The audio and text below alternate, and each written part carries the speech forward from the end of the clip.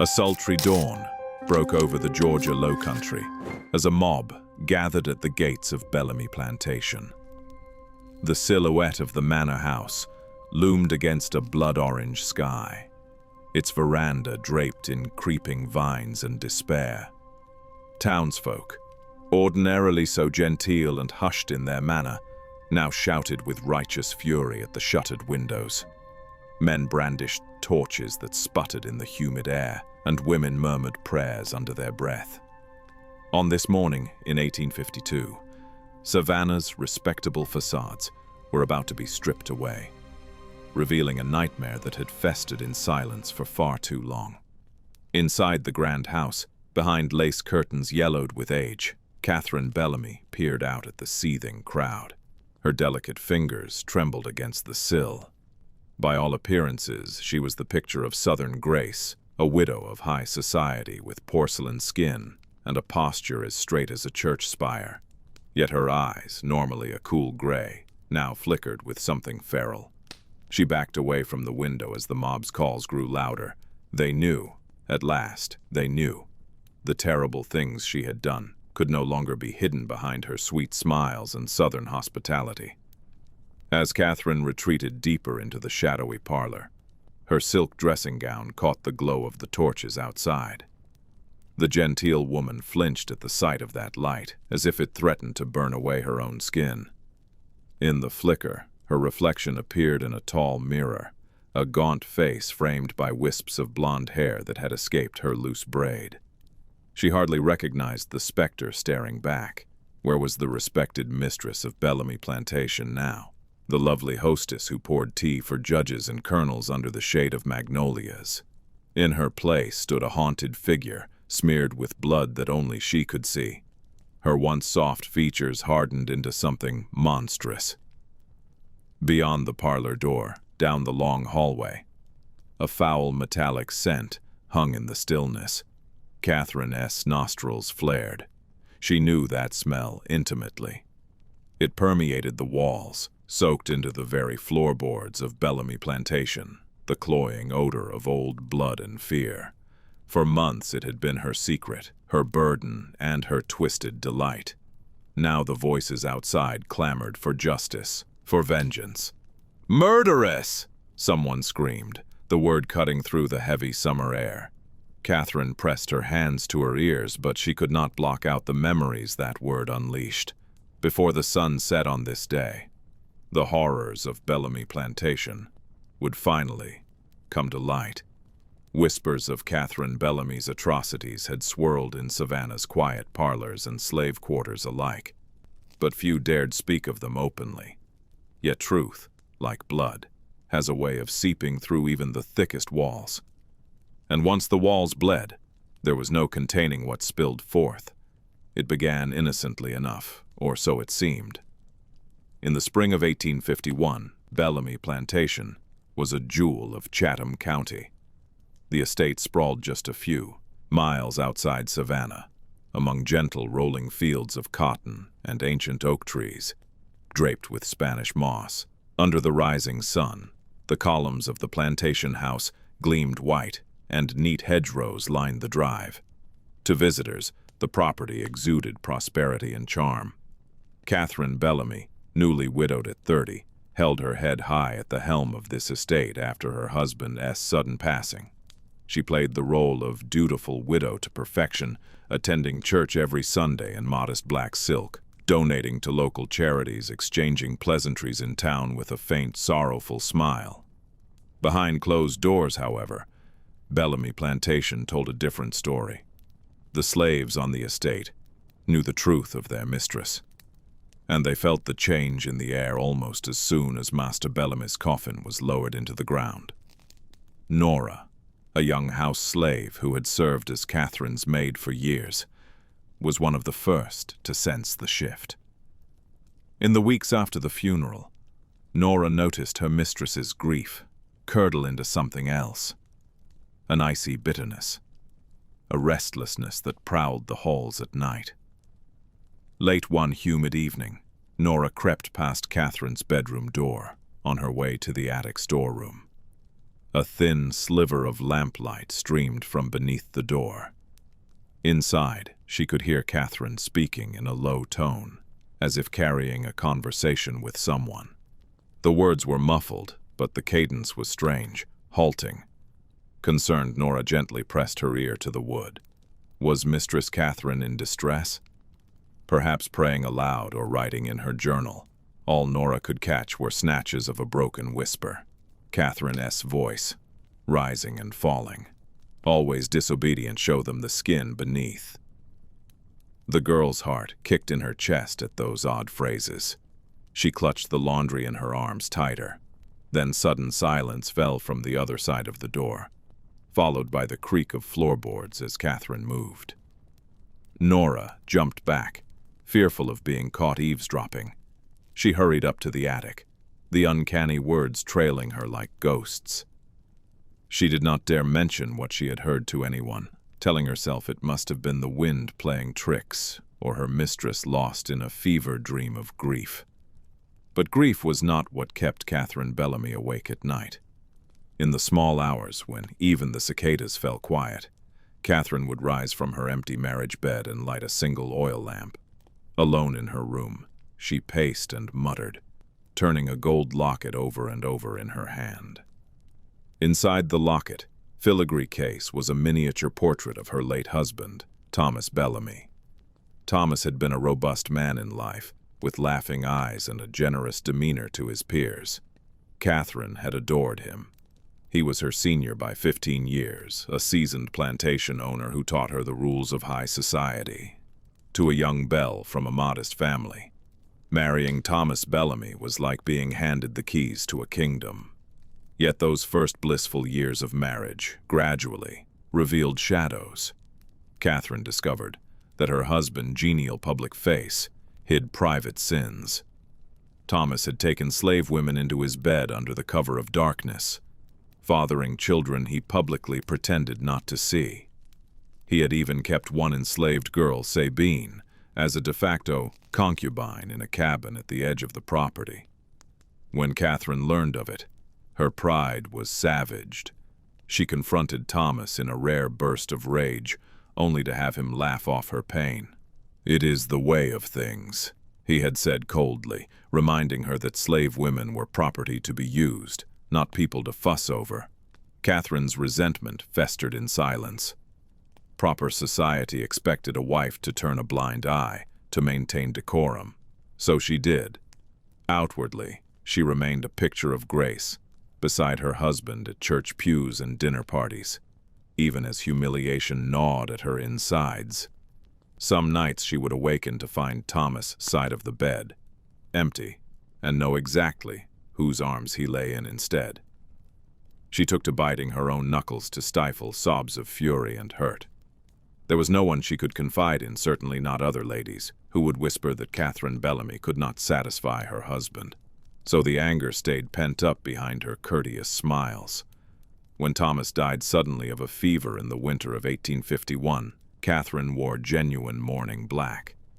Yet in the privacy of her heart, a dark bud of relief blossomed amidst the sorrow. The source of her humiliation was gone. Bellamy Plantation was now fully hers to command, without the shadow of Thomas' betrayals.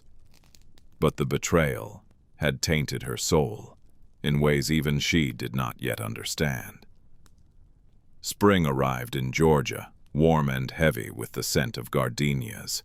Life returned to the land. Crops pushed through soil, and mourning doves cooed in the magnolia trees. Catherine emerged from her prescribed period of mourning seeming gentler than ever. The local ladies noted how tragedy had softened her. The minister's wife praised Catherine's faith, for Catherine never missed a Sunday and was often seen praying silently, eyes closed, at the back of the church. Neighbors who had worried about a widow managing a large plantation alone were pleasantly surprised to see Bellamy Plantation running like clockwork. The cotton fields were neat, the accounts balanced, the slaves more obedient than ever. Indeed, obedience had become the cornerstone of Catherine Bellamy's rule. Without Thomas' presence, she addressed the slaves directly, with a firm, cold precision. The plantation overseer, a coarse man named Jonah Brooks, was used to doling out lashes as he saw fit. But Catherine insisted on strict oversight of every punishment. She reduced Jonah's autonomy, instructing that any serious infraction by a slave be brought to her attention immediately. Jonah, who had never taken orders from a woman before, was taken aback by the steel in Catherine's tone. Nevertheless, she was the mistress of the estate, so he grudgingly complied. Some part of him was even impressed. He had expected her to be a weakling, but Catherine had a will like iron. That will swiftly made itself known. The first time Catherine summoned Jonah and a trembling field hand to the back gardens, nobody knew what to expect. The field hand, a middle-aged man named Henry, had been caught stealing eggs from the hen house to supplement his meager rations. Normally, Jonah would have whipped Henry with a cowhide, perhaps 20 lashes, and then rubbed salt in the wounds as a crude lesson. But Catherine had another idea. She ordered 2 other slaves to bring out a wooden plank and rope. Under the live oaks behind the mansion, Spanish moss trailing like the beards of judges, Catherine Bellamy directed that Henry be stripped to the waist and lashed face down to the plank. Nora peered from the edge of the veranda, clutching a broom to her chest as she watched the strange scene unfold. Her mistress stood serenely in the dappled morning light, parasol in hand, as if out for a casual stroll. Jonah tied the thief down, his brawny arms flexing.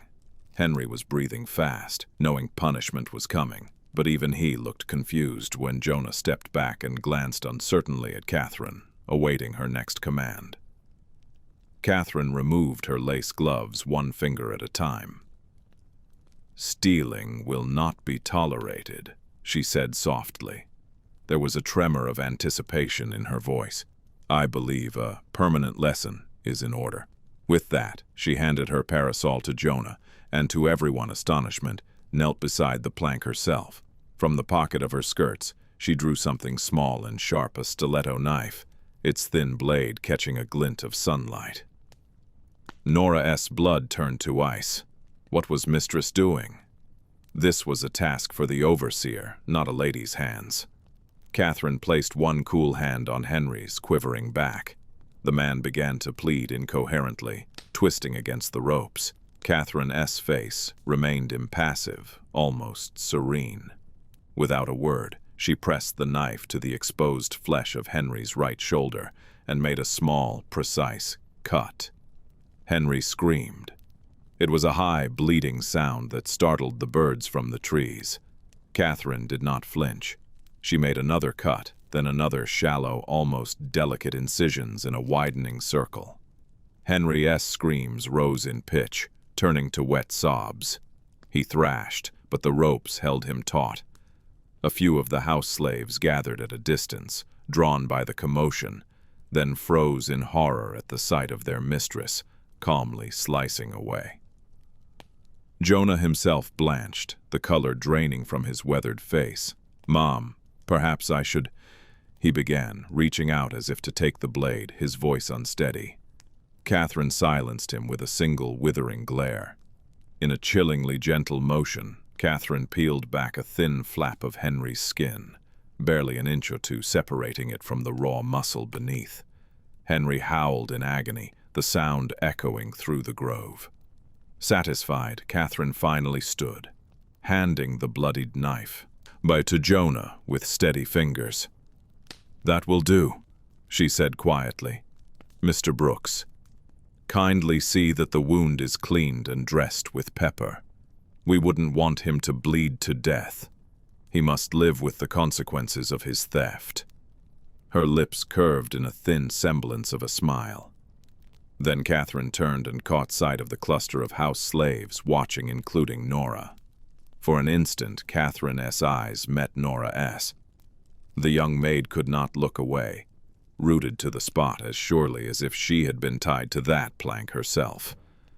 There was a light in Catherine's eyes that Nora had never seen, a spark of triumph, of pleasure.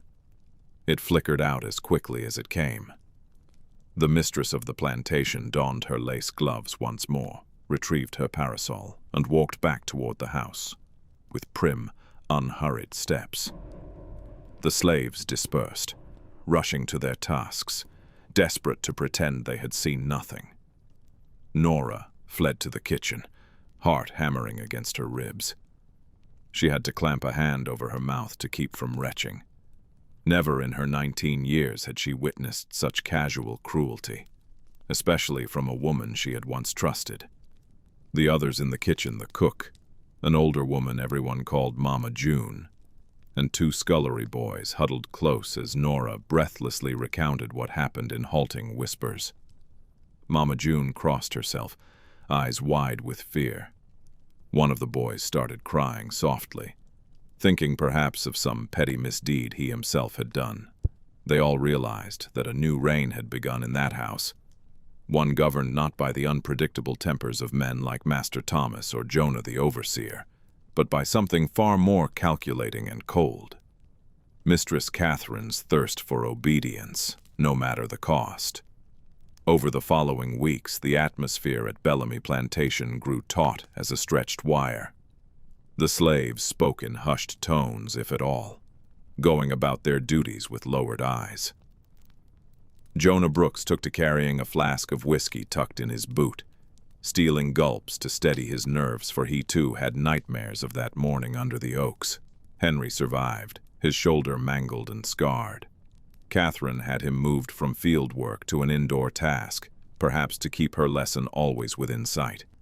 She assigned Henry to be a footman serving guests, ensuring that whenever she hosted tea or supper, Henry's awkward movements and the grotesque scar peeking above his collar were visible reminders of her absolute authority. He dared not meet her gaze, and when visitors asked about his injury, Catherine would answer in a mild tone that he had an unfortunate accident but was recovering well. Savannah society remained blissfully unaware of the terror that ruled Bellamy Plantation. To outsiders, Catherine was as charming as ever. She hosted a midsummer garden party on the lawn, complete with a string quartet, under gaslight chandeliers hung from tree branches. She laughed softly with city officials and their wives, all of whom commended her on how well she managed her affairs alone. Catherine smiled graciously and demurred that she simply followed the good example of her late husband. All the while, Nora and the other house slaves poured wine and served canapes in starched uniforms, concealing trembling hands. They knew that a single spilled drop or broken dish might incur their mistress' wrath, and yet Catherine gave them no overt cause for alarm. During the party, she remained the picture of decorum, not a single crack in her genteel mask visible to her guests. Only once did that facade slip, so briefly that no one but Nora seemed to notice. It was when one of the visiting ladies remarked on Catherine's exquisite emerald brooch, a family heirloom. The lady praised its beauty, and Catherine responded with a gracious, "Thank you." It belonged to Thomas's grandmother. At the mention of her late husband's name, Catherine's fingers tightened just a fraction on her fan. Her smile froze, eyes distant for a heartbeat. Then a muscle in her jaw twitched a tiny spasm of anger or pain. In a blink it was gone, replaced by a pleasant expression as Catherine changed the subject. But Nora had caught that fleeting transformation. It was as if Thomas' ghost had brushed by, stirring Catherine's carefully repressed resentment, and with it, perhaps, her buried rage toward all that he had done to her. That night, after the guests departed, and the house finally went quiet, Nora was closing windows in the parlor when she heard a faint sobbing from somewhere above. She paused, listening. The sobs were soft, muffled, but unmistakably human and filled with pain. They seemed to emanate from the direction of the old nursery upstairs, a room that had not been used since Catherine's infant son died stillborn years ago. Nora's skin prickled. Was someone hurt? Every other slave was accounted for in their quarters or in the kitchen cleaning up. Perhaps it was Mistress herself, weeping in private. Yet the sound was unlike Catherine's voice. Compelled by equal parts concern and dread, Nora set aside her task and made her way upstairs. The sobs had stopped by the time she reached the nursery door at the end of the hall. The door was slightly ajar, lamplight leaking out in a thin stripe across the floor. Nora approached cautiously. Through the gap, she saw Catherine Bellamy's back, illuminated in flickering amber light. Catherine was kneeling beside something or someone on the floor. "Please," a ragged whisper came from the floor. Nora's heart lurched. She recognized the voice. It was Sabine, the young slave woman who had once been Master Thomas' concubine. Sabine had been sold off by Catherine shortly after Thomas' death, or so everyone believed. But here she was, sprawled on the nursery floor, her hands bound before her, and her dark skin slick with sweat and blood. Nora's mind raced in confusion and horror. Why was Sabine here? And why in God's name was she bound and bleeding? Nora dared not breathe too loudly as she peered through the sliver in the doorway.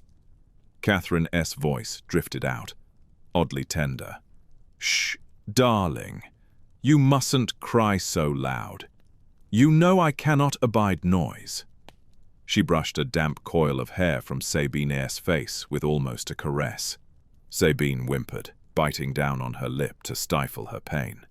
Only then did Nora see the red-stained blade glinting on the floorboards. Another knife, larger than the stiletto used on Henry, and beside it lay something that made Nora clap a hand over her own mouth to keep from screaming. A patch of skin, about the size of a handkerchief, draped over a folded white towel. It looked like a grotesque piece of leather, glistening wetly in the lamplight. Nora's stomach heaved as she realized what it was. It was human skin freshly cut from Sabine's body. Nora stumbled back from the door, her vision swimming. She steadied herself against the wall, fighting the bile rising in her throat. In that instant, she understood everything. Catherine hadn't sold Sabine. She had kept her hidden here in the abandoned nursery as a prisoner, perhaps as a twisted revenge against the girl who had borne Thomas attention. Sabine's presence had been erased from official plantation records. Everyone thought she was gone. But all this time Catherine had been subjecting her to unspeakable torment in secret.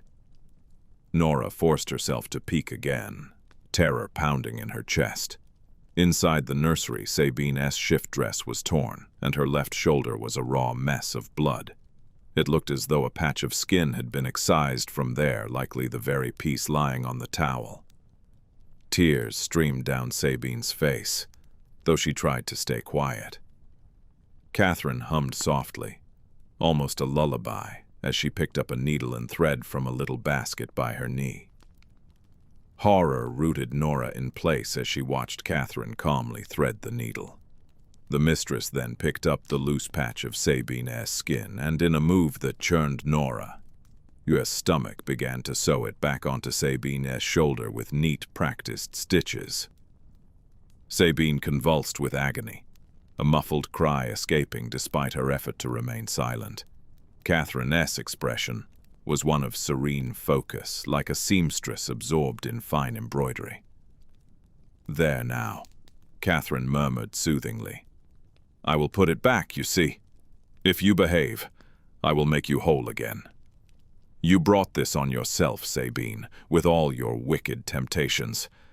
But I can cleanse you, piece by piece." Her voice was gentle, almost loving. Nora realized with dawning dread that Catherine was not merely torturing Sabine for information or out of anger. She was performing some perverse ritual of punishment and mercy, combined, flaying the girl and then restoring her skin, as if taking on the roles of both devil and savior. It was madness, plain and simple. Nora backed away slowly, careful not to make a sound. Her body felt cold and alien as she crept down the hallway. She needed to tell someone, to get help, but who? If she alerted the other slaves, what could they do? Going to the authorities was out of the question. No white official would take the word of a slave over a Bellamy. And Catherine would know if Nora breathed a word. The image of Sabina's agony was branded behind Nora's eyes, but also the image of Catherine's face as she did it. Tranquil, devoted, like a worshipper at a dark altar. It was the face of a woman unhinged, yet absolutely in control of her cruelty. Nora spent that night sleepless, shaking in her cot in the slave quarters. She said nothing to the others, Mama June, Henry, none of them. Fear paralyzed her tongue. If she spoke up and Catherine found out, would she be the next tied down in that nursery? The thought of those careful stitches threading through her own skin almost made her scream. She pressed her fist to her mouth until the urge passed. She decided she would watch and wait for a safer opportunity to reveal the truth. Maybe Catherine would tire of her sick game or slip up in a way others would see. Maybe a miracle would happen. But no miracle came. In the days that followed, Nora observed Catherine closely from behind a facade of dutiful obedience. If the mistress suspected that Nora had seen anything, she gave no sign. Catherine continued her daily routines, supervising meals, reading scripture in the afternoons on the porch, writing letters by lamplight at night. She did not call for Sabine openly or acknowledge her presence to anyone. It was as if Sabine did not exist at all. Yet, occasionally, Catherine would retire early to her room with a slight cryptic smile, and Nora's instincts told her that once the household was asleep, Catherine was unlocking that nursery door again. Each secret visit likely brought more horrors for Sabine. Nora's imagination conjured them unbidden. Sabine gagged to stifle her cries as Catherine slowly pared away strips of flesh.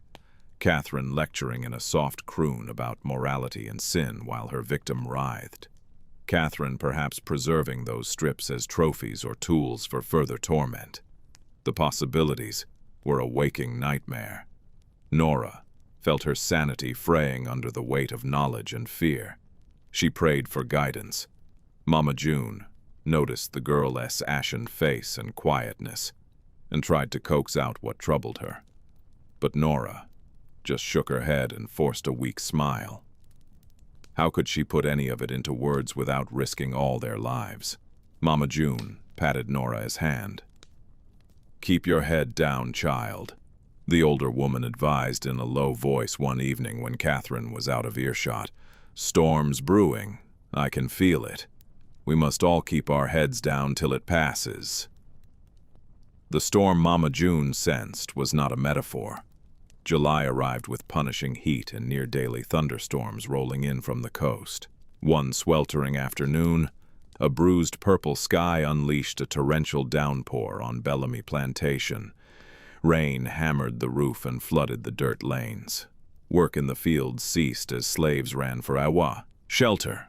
In the big house, Catherine took to her bed with a headache, or so she claimed, leaving the staff to quietly tend their tasks. "Miss Nora, Mama June say come quick to the smokehouse. She say it urgent," came a whisper at Nora's elbow. It was the kitchen boy, Isaac, a wiry youth with alert eyes, often sent running errands between the big house and the quarters. Now he looked around surreptitiously, rainwater dripping from his bare head, and tugged at Nora's sleeve. Nora frowned, setting down a polished silver spoon. What could be urgent on a day like this? Likely some provisions spoiled or a small accident. But Isaac's face showed real worry. Nora hesitated. She was supposed to remain indoors in case Mistress needed anything. However, Catherine hadn't rung the bell for an hour, and the storm would discourage her from wandering the property. Relenting, Nora told Isaac to finish the silver if he could, and slipped out through the kitchen door into the rain. She lifted her skirts and sprinted across the yard. The raindrops were warm and heavy, quickly soaking her kerchief and apron. The smokehouse sat behind the kitchens, a low wooden structure used for curing meats. Lightning flashed as Nora pushed open the rickety door and ducked inside the dim interior. She immediately saw Mama June and two other slaves, Henry and old Elias, clustered at the back of the smokehouse. They had a lantern lit and were hunched over something on the dirt floor. Rain drummed on the roof, masking Nora's approach until she was nearly beside them. When Mama June looked up, her expression was grim. Henry moved slightly, revealing what lay between them on the ground, partially wrapped in a burlap sack. Nora's eyes widened in shock. It was a body, or what remained of one. The corpse was of a young man, one of the newer field slaves named Jeb, who had recently gone missing. His lifeless eyes stared at the rafters. The burlap covered his lower half, but from the chest up he was bare, and the sight made Nora reel back. Jeb's chest was a ruin of wounds. Ragged strips of skin had been flayed from his torso, revealing glistening muscle and ribs. His arms were bent unnaturally, as if broken post-mortem. Deep gashes crisscrossed his thighs where the burlap couldn't fully cover. Nora clapped a hand over her mouth. A strangled cry of horror caught in her throat. Mama June steadied her with an arm. "We found him dumped behind the woodpile," Mama June said, voice shaking. "Covered him quick and brought him in here so no one else to see." Henry's jaw was clenched, fury and fear battling in his eyes. "Mistress told us Jeb run off 2 nights ago," he said hoarsely. "We searched the swamp for him, came up empty, but he didn't run." Henry gestured to the corpse with a trembling hand. "She did this, Miss Nora. God help us! The mistress did this to him." Nora felt the room spin. The hanging smoked hams swayed gently, like morbid pendulums, as another crack of thunder shook the rafters. How do you know?" she whispered, though in her heart she already accepted it as truth. Mama June exchanged a look with Elias, who had been silently frowning at the corpse. "Child, who else? The boy's been tortured like some hog in a butcher's game," Mama June said, her voice low and haunted. "No animal or sane man would do it. And we all seen what she did to Henry, and we suspected she kept Sabine somewhere.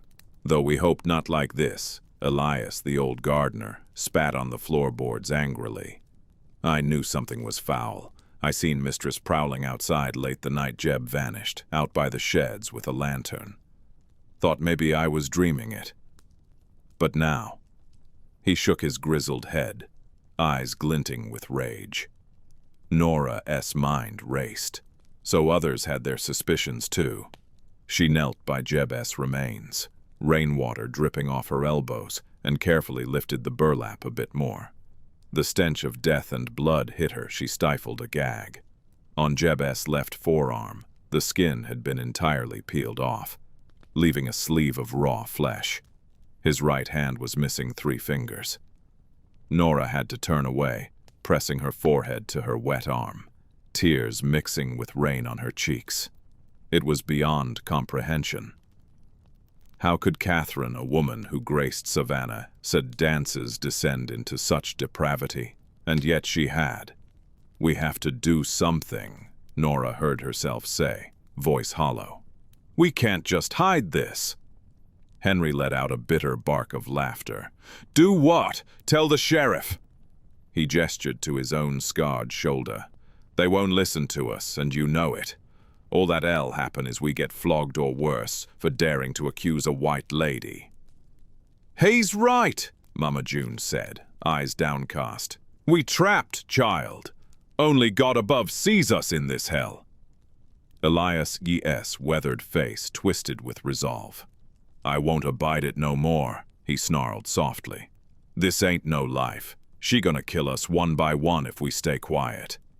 A dangerous silence fell. Nora looked around at them, realizing that desperation was leading their thoughts down a perilous path. "Elias," she whispered. "What are you saying?" The old man fixed her with a steady gaze. "I'm saying we take justice into our own hands. We end this."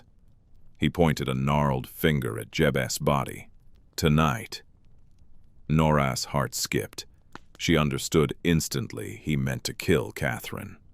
Mama June gasped and crossed herself again. Henry stepped back as if in shock, but the glint in his eyes suggested he wasn't entirely opposed. "If we don't," Elias pressed on. "Who's next? You?" "Me? One of the little ones." "She's a demon and she ain't stopping." Nora's mouth went dry. She thought of Sabine's tortured form, of Henry's wound, of poor Jeb in front of them. Elias was right about one thing. Catherine wouldn't stop until forced to, but to murder their mistress if they failed. The retribution from whites would be swift and merciless. Lynchings, burnings, the entire slave community could suffer. As the thunderstorm raged outside, the small group huddled closer. They spoke in urgent, fearful tones, weighing impossible choices. Mama June sobbed quietly, saying, "It was a sin to take a life, even hers." Henry argued that self-preservation was no sin when dealing with a monster. Isaac, who had slipped in quietly to join them, added that perhaps they could slip poison into her food instead a quicker, quieter way. But poison could fail or be detected, and Catherine often had her food tasters, a role the cook sometimes forced Isaac into for safety. In the end, they reached a grim consensus. Catherine Bellamy had to die, and it had to be done directly and soon, before she killed another soul. They could not involve outsiders. It must look like an accident or the act of an unknown assailant. Given the horrors, none doubted that they were morally justified. Fear would be their greatest obstacle, fear and Catherine's own cunning. They planned for that very night while the storm would still provide cover noise, and the mistress presumably asleep. Henry, Elias, and Nora would carry it out. Mama June, with her age and frailty, was to stay aside, but pray fiercely for their deliverance. Isaac's job was to act as a lookout by the back door of the big house. The plan was simple and desperate. Nora, being trusted as a house servant, would bring a pot of chamomile tea to Catherine's chambers, as was occasionally requested to help her sleep. They would add a hefty dose of laudanum, opium tincture, from the medicine stores to knock her out or at least weaken her. Once she was incapacitated, Henry and Elias would enter, tie her up, and do the deed quickly. They spoke of perhaps strangling her or slitting her throat, whichever seemed most merciful and swift, given their own stomachs. They didn't relish cruelty, they only wished to end hers. Nora's hands trembled as she agreed to her role. The idea of raising a hand against her mistress, something unthinkable just weeks ago, now felt like a dire necessity. Still, her heart pounded with terror at what might go wrong. Catherine might sense something, or the dose might not be enough. They had to be very careful. As twilight fell, the storm settled into a steady, quiet drizzle. The air was cooler, filled with the drip of water from eaves and the distant trill of frogs awakening after the rain. Bellamy Plantation seemed calm on the surface, but in the hearts of its enslaved, a tempest raged. Nora prepared the tea as planned, steeping chamomile leaves in a porcelain pot. Her mind flashed to Sabine again. Perhaps if they succeeded, they could free the poor girl and tend her wounds. It was a fragile hope, but a necessary one to push her forward. She added 2 spoonfuls of laudanum, more than enough to sedate a grown man heavily. It was difficult to measure precisely, but Nora erred on the side of too much. If Catherine fell deeply asleep, all the better. Carrying the tray with the teapot and a single cup, Nora climbed the grand staircase toward Catherine's bedroom. Each creak of the wood under her feet was loud in her ears, each flicker of the lamp casting elongated shadows on the paneled wall. Outside Catherine's door, Nora paused to steady herself. If Catherine looked at her oddly, or refused the tea, how could she persuade her?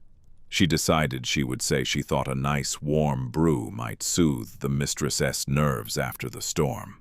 Knocking softly, Nora called, "Mistress, I brought some chamomile, if it pleases you."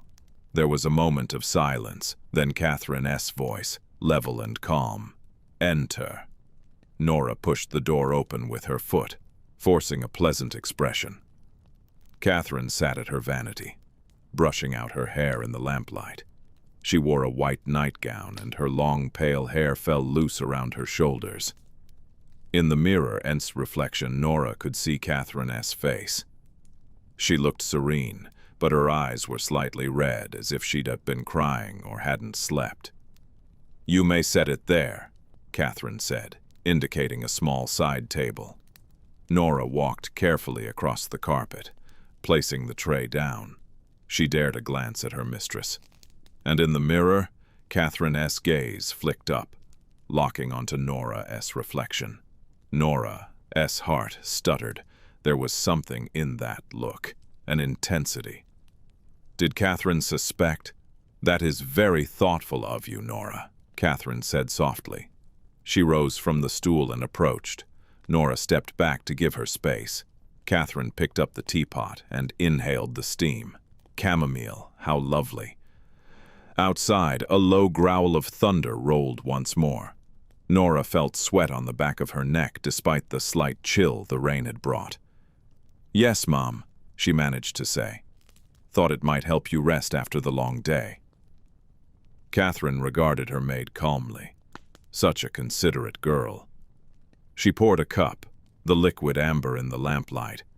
To Nora S.'s surprise, Catherine then extended the cup toward her. "Here, child. You have a sip first, I insist.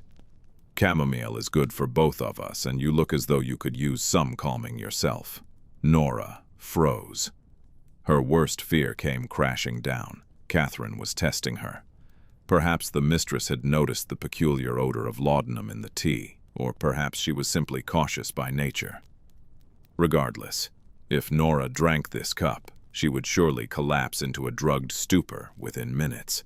Then Catherine would know everything, and all would be lost. Her mind scrambled for an out. She must not let Catherine see her panic. Forcing a smile, Nora replied, "That's kind, Mom, but it wouldn't be right. This tea is meant for you. I can brew myself a fresh pot after, if you allow." Catherine S.'s lips curved in a polite yet firm smile. "Nonsense. There is plenty here. Drink." The single word held an unmistakable command. With trembling hands, Nora accepted the cup. The hot porcelain nearly slipped from her sweaty grasp. Catherine watched like a hawk. There was no escape. To refuse would be open insubordination and confirm Catherine S.'s suspicions. Nora lifted the cup toward her lips. The gentle scent of chamomile did not quite mask the bitter undertone of the laudanum. She hesitated, her mind racing through prayers. Perhaps she could pretend to sip and then claim it was too hot. But Catherine might insist again or worse. At that instant, as if in answer to prayer, a crash sounded from somewhere below, the sharp clatter of pots or pans striking the floor. It was loud enough to startle Catherine, who turned her head toward the open door with a frown. Nora seized the moment. With Catherine S.'s eyes momentarily averted, Nora lifted the cup as if to drink, but instead deliberately loosened her fingers.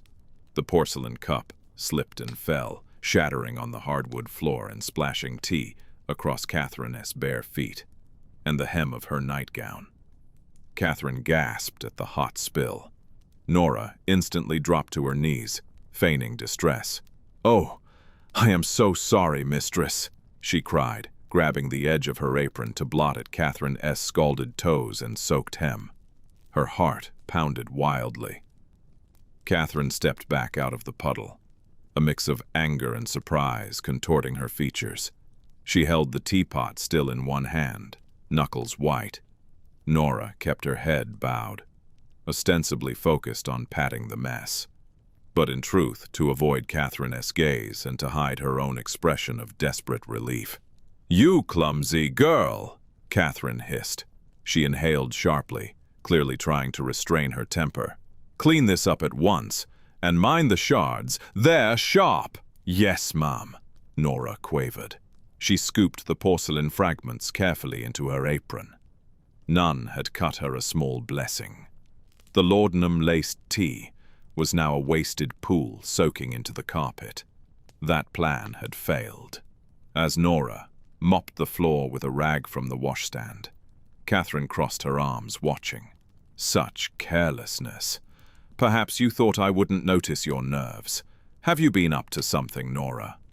The question was razor-edged. Nora kept her eyes down. No, mistress. The storm unsettled me is all, and I wanted to make you comfortable. I am very sorry. Catherine S. bare feet stepped closer into Nora S. field of view. Look at me, she said quietly. Nora did so, trying to maintain an expression of contrite sorrow. Catherine S.'s face was unreadable, but her eyes were piercing, searching Nora S.'s soul. Lightning flashed beyond the curtains, illuminating that face in stark relief and in Catherine S.'s eyes. For just a split second, Nora thought she saw the glint of madness again, as if a veil lifted. Then it was gone. Leave it, Catherine finally said of the half-sopped mess. Take the pieces and go. I will ring if I require anything further. Nora murmured gratitude and obeyed, backing out with the broken cup in her apron. As she left, she glimpsed Catherine moving to the door and turning the lock with a decisive click behind her. The mistress was barricading herself in. Heart racing, Nora rushed down the hall, nearly colliding with Henry and Elias lurking in the side passage. Their eyes widened with alarm at her empty-handed return. She shook her head to them and whispered, "She knew or she guessed. I couldn't do it. She made me try the tea. I dropped it." Elias swore under his breath. Henry looked anxiously toward Catherine S.'s door. This is bad. If she guessed anything, before he could finish, a piercing scream tore through the house. It came from upstairs, from the nursery wing. Sabine. Even through the walls, her scream of agony was unmistakable. Catherine must have gone directly to resume her torture, and Sabine, perhaps sensing some commotion or simply unable to bear more, had cried out. The three slaves stood paralyzed for an instant. The scream echoed, then choked off abruptly, perhaps Catherine silencing her by force or by gag. Nora felt something snap inside her. Enough. Sabine's suffering, Jeb's death, the constant fear if they did nothing now. None of them might see the morning. Catherine was likely on high alert. She could decide to eliminate any she suspected of plotting. Possibly she was hurting Sabine right now out of spite or suspicion. "We do it now," Nora whispered fiercely. "No laudanum, no subtlety. We have to stop her. Now!" Henry's eyes were wide, but he nodded grimly and flexed his hands. Elias pulled a long, sharpened stake, a broken tool handle, from under his coat. Mama June had insisted they carry something as a weapon. Creeping back, they found the nursery door slightly ajar as before. Sabine's muffled whimpers audible. With a shared nod, Henry and Elias rushed in first, with Nora right behind them. The scene was lit by a single oil lamp set on the floor. Catherine was straddling Sabine's limp form, one hand clamped over the girl's mouth, and the other wielding that cursed knife. Fresh blood smeared Sabine's thigh, where a long strip of skin hung loose, half detached. Sabine's eyes rolled in pain and faintness. Catherine's head jerked up at the intruders. For a split second, surprise registered on her face. Then a cold, murderous rage. She released Sabine and scrambled to her feet with astonishing speed.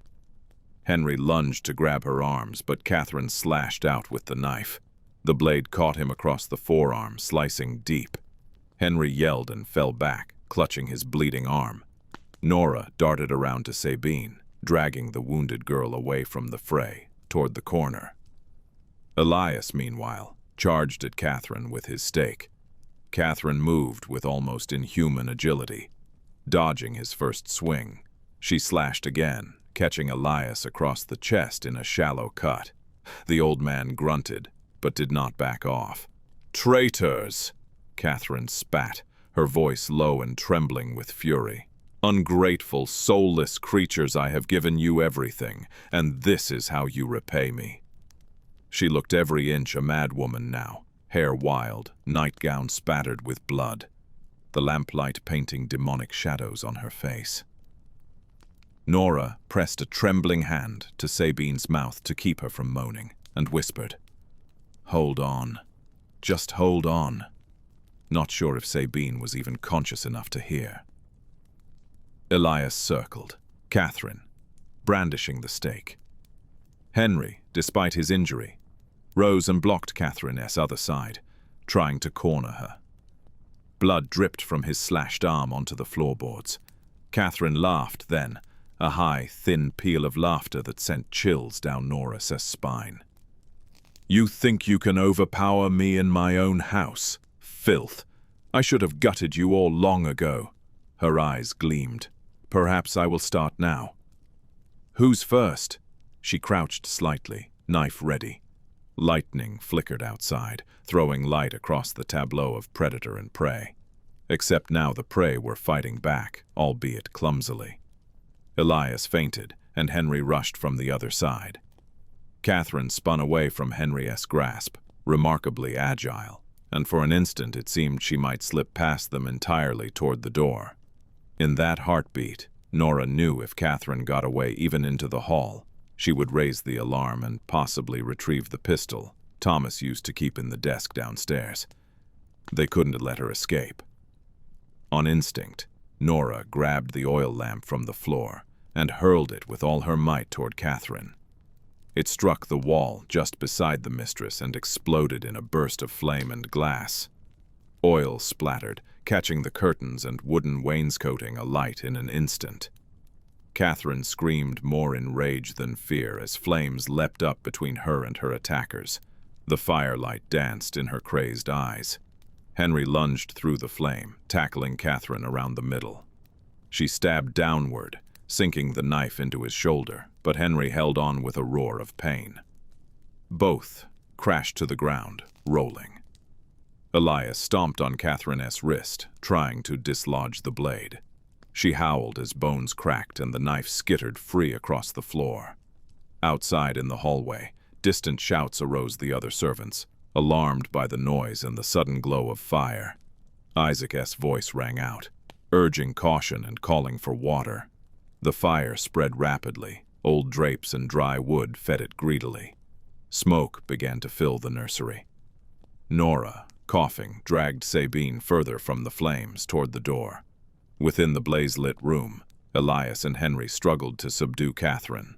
Freed of her weapon, she raked her nails across Henry's face, drawing blood, and sank her teeth into Elias's forearm when he tried to pin her.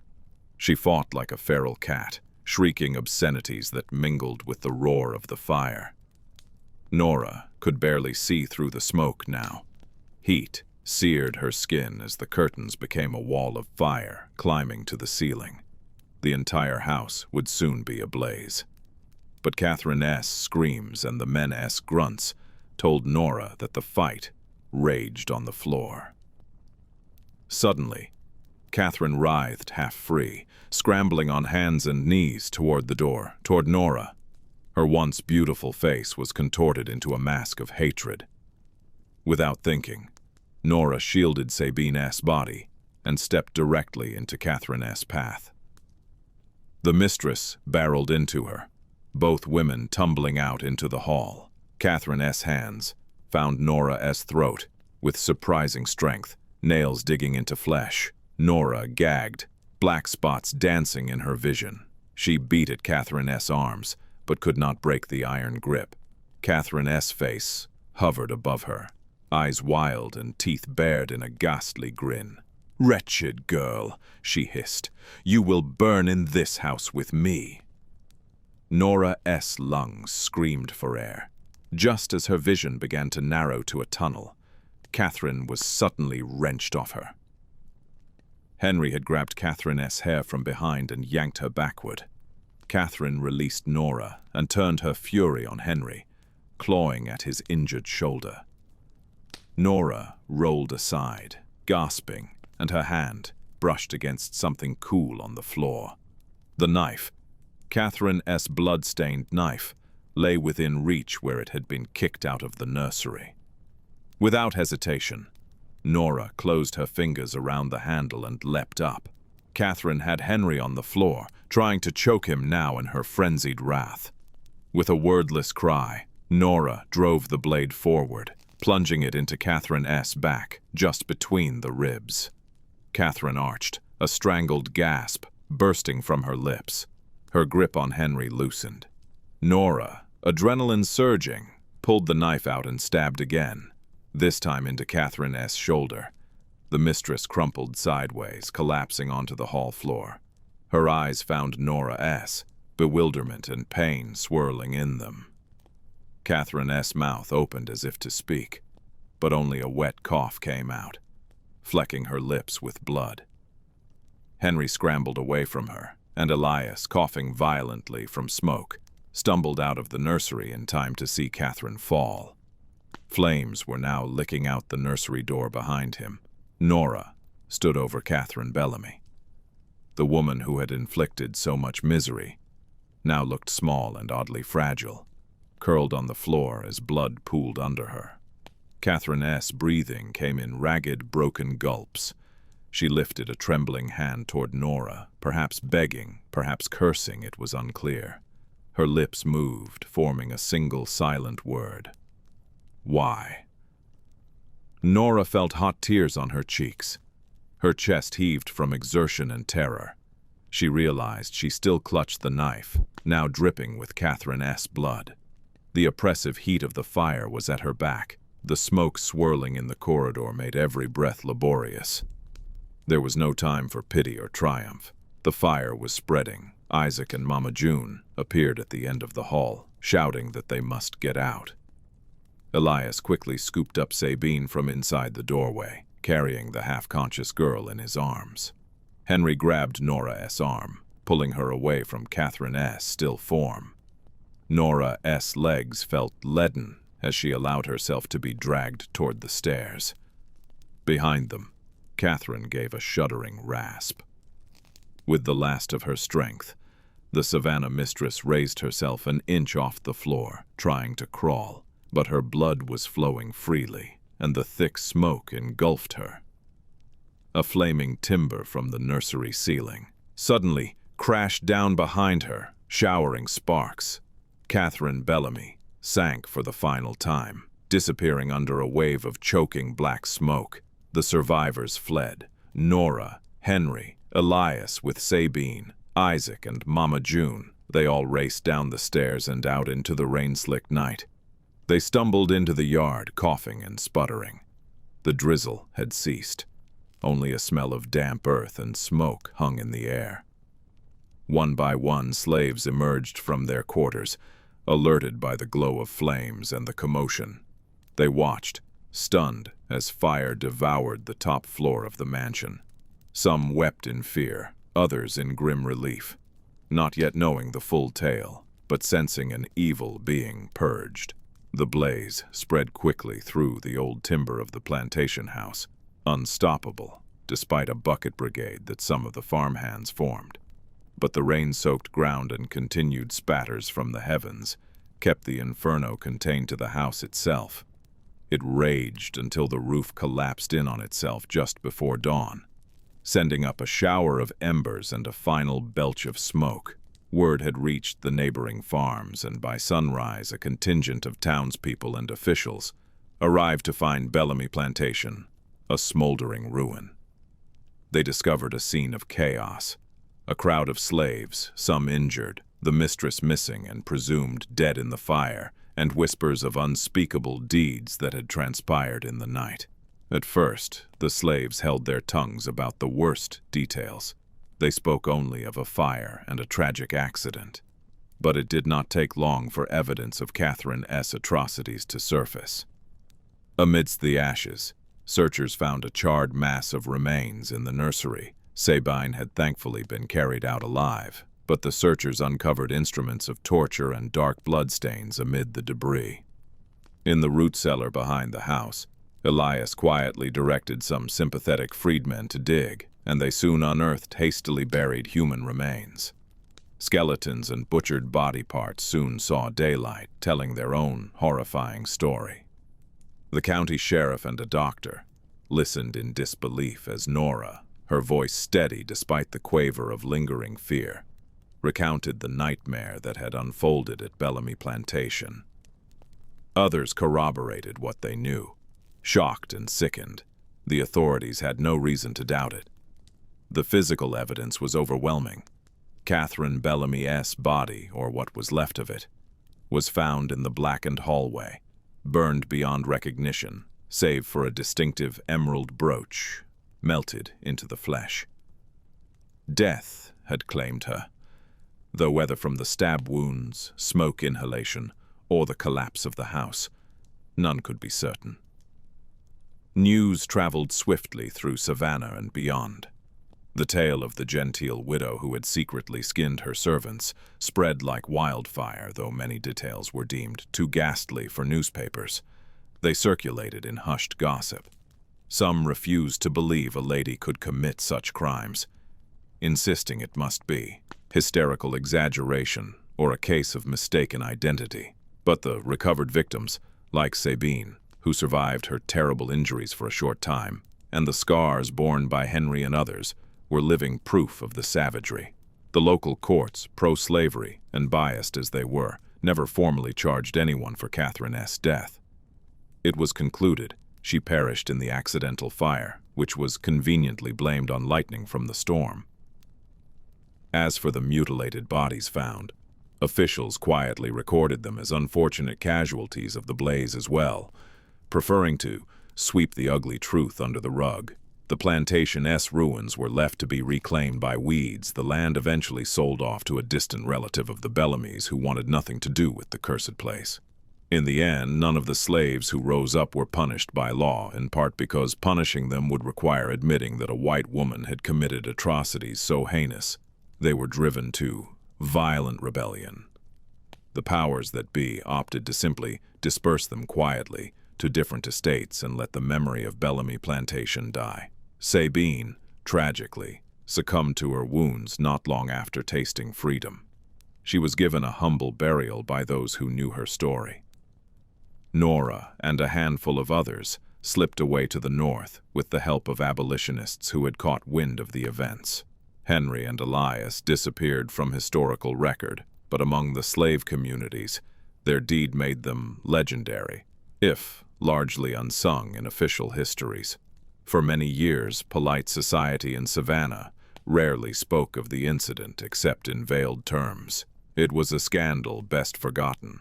Mothers would hush their children and servants alike from mentioning Catherine Bellamy. But the whispers persisted, especially among those who worked the plantations and knew the weight of truth. They whispered that Catherine had bargained with the devil under the guise of Southern gentility, that in the end her soul was as charred and flayed as the flesh she stripped from others. And on certain humid summer nights, when lightning flickers over the ruins of what was once Bellamy Plantation, some swear they hear the faint echo of screams carried on the breeze. Perhaps it is the cry of her victims, still seeking justice. Or perhaps it is Catherine herself, eternally burning, howling in the darkness at the fate she earned. This was the story of the Savannah Mistress who skinned her servants, a macabre tale buried in Georgia's past. It is a chilling reminder of how cruelty can wear a charming face, and how silence and fear can let evil flourish in plain sight. Yet even the darkest secrets eventually claw their way into the light. Savannah tried to forget Catherine Bellamy's sins, but the land remembers. The blood-soaked soil, the scorched timbers they remember. In the ashes of Bellamy Plantation lies a lesson written in pain and fire. Those who live by cruelty often die by it as well. No matter how society may try to hide its ugliest stories, the truth remains waiting to be told. And so we have told it.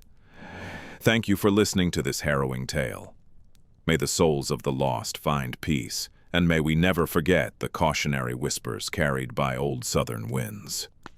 Until we meet again, stay vigilant because some nightmares are real, and some tales, however terrible, are never truly forgotten.